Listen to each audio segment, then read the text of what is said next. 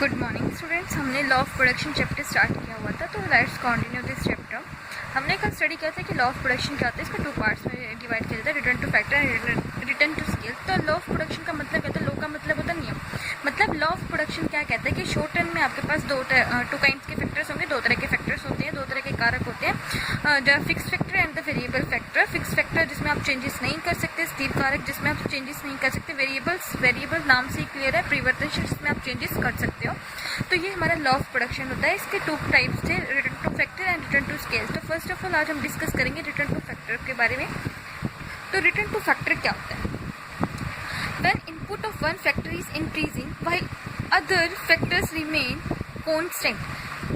क्या कहता है रिटर्न टू फैक्टर कि जब आप क्या करते हो कि वन फैक्टर में इंक्रीज करते हो तो अदर फैक्टर्स क्या रहता है आपका, रिमेन्स कांस्टेंट रहता है। ठीक है, अदर फैक्टर क्या रहता है हमारा, कांस्टेंट रहता है।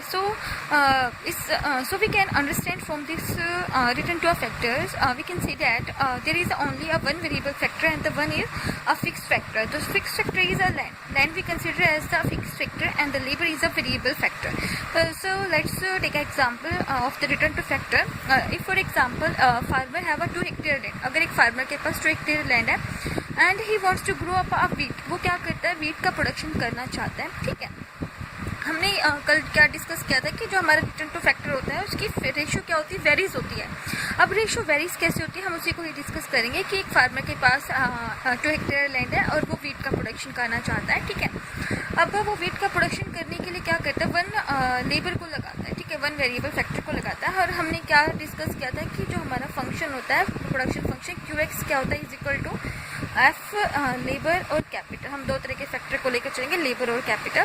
तो वो क्या करता है कि उसके पास क्या है, 2 हेक्टेयर लैंड है, मतलब उसके पास कैपिटल क्या है, फिक्स है। फिक्स क्या है, लैंड उसके पास फिक्स है, 2 हेक्टेयर लैंड। और लेबर कितने लगा रहा है, 1 लेबर लगा रहा है। ठीक है, यहाँ पे रेशियो कितना आया उसका, 1:2 रेशियो। ठीक है, जैसे ही वो क्या करता है कि लेबर के रेशियो को इंक्रीज कर देता है। ठीक है, the ratio of the labour is to be increase to 2 1 से कितनी कर देता है, 2 कर देता है। देन न्यू प्रपोर्शन क्या बनेगा between the labour and land के बीच, न्यू प्रपोर्शन क्या बनेगा, हमने क्या कहा कि लेबर को 1 से 2 इंक्रीज कर देता है, increase a labour from 1 to 2।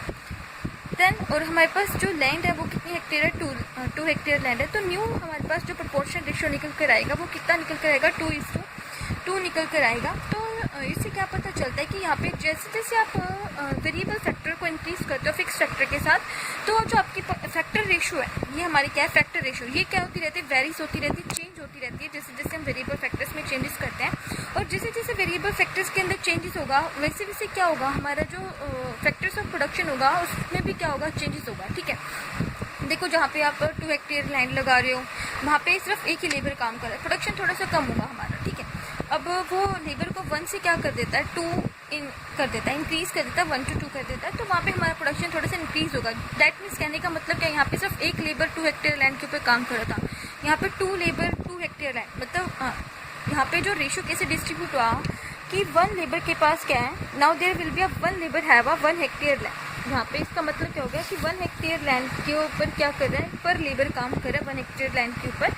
So on account of changes in the proportion, जैसे जैसे इनके अकाउंट ऑफ प्रपोर्शन में चेंजेस होता है factor, there will also be changes in the total output. जैसे जैसे इनके प्रपोर्शन में चेंजेस होगा फैक्टर्स के, वैसे वैसे क्या होगा, आउटपुट में भी चेंजेस होगा, but at a different rate. Changes कैसे होगा, डिफरेंट रेट में होगा। जैसे यहाँ पे हमने क्या किया, रेशियो में चेंजेस किया, तो आउटपुट भी कैसे चेंज होगा, डिफरेंट रेट पे चेंजेस होगा। इसी को क्या कहते हैं कि लॉ ऑफ वेरिएबल प्रोपोर्शन कहा जाता है, प्रवृत्ति अनुपात का नियम कहा जाता है, लॉ ऑफ वेरिएबल प्रोपोर्शन। जिसमें क्या होता है, जैसे जैसे आप वेरिएबल फैक्टर्स में चेंजेस करते हो तो फिक्स फैक्टर के साथ, तो आपकी जो रेशियो होती है वेरीज होती है। इस वेरीज होने की रेशियो को ही लॉ ऑफ वेरिएबल प्रोपोर्शन कहा जाता है।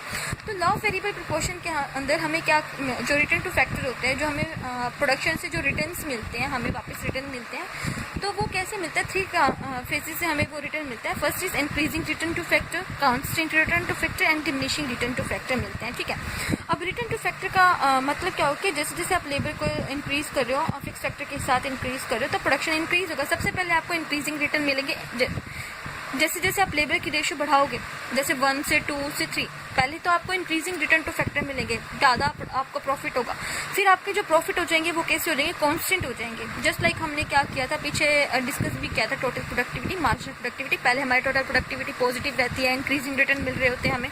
उसके बाद हमारे कांस्टेंट भी हो गई थी, हमारे 11 रह गई थी। फिर 11 के बाद क्या हो गई थी, 11 के बाद 12 थी। फिर 12 से क्या हो गई थी, 11 मतलब 12 थी, तो वहाँ पे कौन से रिटर्न टू फैक्टर थे। 12 से जब नेक्स्ट हमारा जो लेबर इंक्रीज किया था, 7th रेशियो लेबर की इंक्रीज हुई थी, तो हमारे वहाँ पे जो प्रोडक्शन था वो 12 से 13-14 होने की बजाय कितना हो गया था, 11 हो गया। तो वहाँ पे हमें डिमिनिशिंग रिटर्न टू फैक्टर मिलने स्टार्ट हो गए थे। इन द सेम केस हमें रिटर्न टू फैक्टर के अंदर क्या होता है, सबसे पहले इंक्रीजिंग रिटर्न टू फैक्टर मिलते हैं, कॉन्स्टेंट रिटर्न टू फैक्टर मिलते हैं, डिमिनिशिंग रिटर्न टू फैक्टर मिलते हैं। तो हमने यहाँ पे आज डिस्कस किया रिटर्न टू फैक्टर का मीनिंग। तो आई होप आपको अच्छे से अंडरस्टूड हो गएगा। तो नेक्स्ट वीडियो में हम करेंगे increasing return to factor. Thank you.